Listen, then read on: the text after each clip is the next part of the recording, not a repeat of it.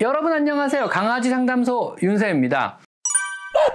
오늘은 강아지에 관해서 흔하게 듣게 되는 여러분이 궁금해하시는 몇 가지에 대해서 한번 알아보도록 하겠습니다. 먼저 첫 번째, 강아지가 사료를 안 씹고 그냥 삼켜요. 괜찮은가요? 이런 질문이 가끔 받는데요. 사람은 아밀라제라는 타약 속에 소화 효소를 가지고 있어서 1차적으로 입안에서 소화를 하게 됩니다. 그러나 강아지의 타약 속에는요, 아밀라제가 없습니다. 그래서 씹는 것과 소화력과는 아무런 상관관계가 없습니다. 더구나 강아지는요, 사람과 같은 평평한 구조의 어금니를 가지고 있지 않고 날카로운 형태의 고기 종류를 찢기 위한 이빨로만 모든 이빨이 구성이 되어 있어서 씹는 활동을 하기 힘든 구강 구조를 가지고 있습니다. 모든 강아지용 사료는요, 그냥 삼키게 디자인되어 나오고 혹시라도 강아지가 그냥 삼키기 힘든 크기라면은요, 쪼개서 넘기는 정도로만 이빨을 사용하게 됩니다. 강아지는 사료를 그냥 삼켜도 아무런 문제가 없고 정상입니다. 두 번째는요, 강아지가 물을 마실 때 여기저기 흘리며 마시게 되는데 깔끔하게 못 마시는 이유가 무엇인가요? 강아지가 물을 마시는 순간을 고속 촬영하여 관찰해 보면은요, 그 이유를 알 수가 있습니다. 강아지는 물을 마실 때요, 사람처럼 입술을 사용하는 것이 아니고 혀를 뒤쪽으로 구부려서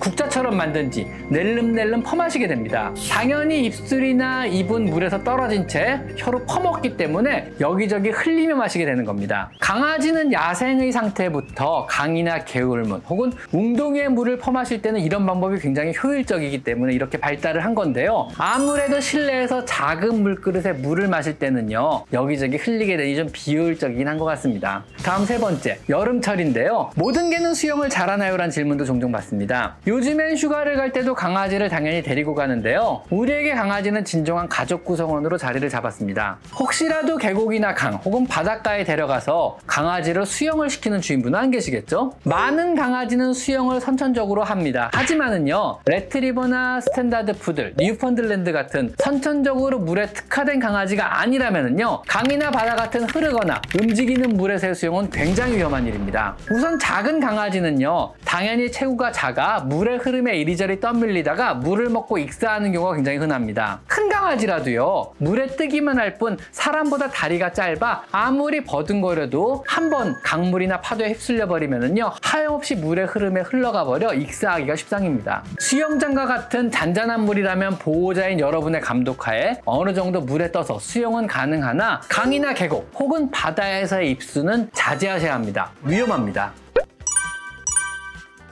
강아지가 가끔 목욕 후 뒹굴거리는데 그것은 왜 그런 건가요? 왜 간혹 목욕하고 등을 막 이렇게 비비는 애들 있잖아요. 바닥에 붙어가지고요. 강아지에게 자신 몸의 채취는 무척 중요한 정보입니다. 만약 자신의 채취가 샴푸나 혹은 주인의 손에 묻은 로션 냄새 등으로 가려져 버린다면요, 몸을 구르며 지우려고 시도를 하는 겁니다. 새로운 냄새를 싫어하기도 하고요. 혹은 자극적인 새로운 냄새를 지워서 적으로부터 자신을 보호하기 위한 수단 중 하나인 것입니다. 만약 실내에 모래가 깔려 있다면요, 모래 위에서 뒹굴거려 보다 효율적으로 샴푸 냄새를 지우려고 시도할 것입니다. 기껏 목욕을 시켜놨는데 말이죠. 자, 다섯 번째로, 왜 강아지는 산책을 가면 전봇대에 오줌을 두나요? 이런 질문도 받는데요. 강아지가 산책 중 소변을 나눠서 놓는 행위는 마킹 행동에 들어갑니다. 여기저기 자신의 산책로에 일종의 명함을 뿌리는 것이라고 보시면 됩니다. 나 누구고, 나이는 어느 정도이며, 건강 상태는 어떻고, 암놈이고, 순놈이고 등등등의 페로몬 정보가 담긴 농축된 소변을 나누어 여기저기 뿌림으로써 자신의 영역이나 혹은 자신의 의사를 표현하는 것입니다. 일종의 사람의 페이스북 같은 강아지 SNS라고 보시면 됩니다. 특히 전봇대나 벽에 더욱더 신경 써서 하는 이유는요, 이곳에 최대한 높이 마킹을 해야 자신이 큰 강아지라는 표현이 되기 때문입니다. 전봇대에 마킹한 높이가 자신의 키가 되는 것입니다. 우리가 소개팅에 나갈 때 최대한 키가 커 보이게 하려고 노력을 하는 것과 같은 원리라고 생각하시면 됩니다. 재밌죠?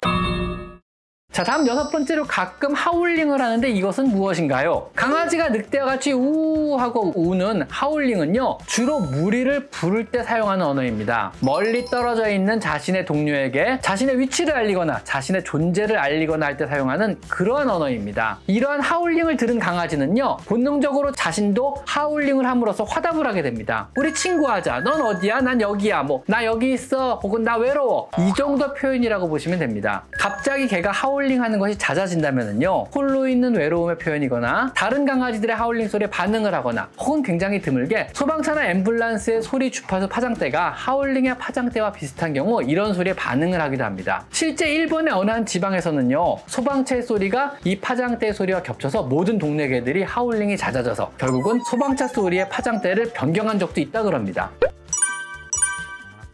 매일같이 같은 사료를 먹는 강아지가 질리지는 않을까요? 이런 질문도 가끔 받는 질문 중에 하나인데요. 강아지는 생각보다 맛을 잘 느끼지 못합니다. 맛을 느끼는 혀의 밀의 개수가 사람의 5분의 1밖에 없기 때문인데요. 오히려 맛보다는 냄새에 더 반응을 잘하는 편입니다. 즉 좋은 냄새를 맛있다고 느끼는 거죠. 그래서 같은 사료를 매일 먹는 것에 질리지 않고 새로운 냄새에는 강한 호기심을 보이기 때문에 가끔 살짝 사료를 데펴주시면은요, 냄새가 강해져서 훨씬 더 맛있게 느껴서 잘 먹게 되는 겁니다. 참고로 강아지는 간식과 사료의 구분이 없습니다. 단지 그냥 밥과 더 맛있는 밥이라고 생각할 뿐입니다. 우리의 정신과 입을 즐겁게 해주는 간식이란 개념은요, 오직 인간만의 개념입니다. 오늘은 종종 여러분이 궁금해하시는 강아지의 본능과 습성에 대해서만 알아봤습니다. 오늘은 여기까지 강아지 상담소 윤쌤입니다. 감사합니다.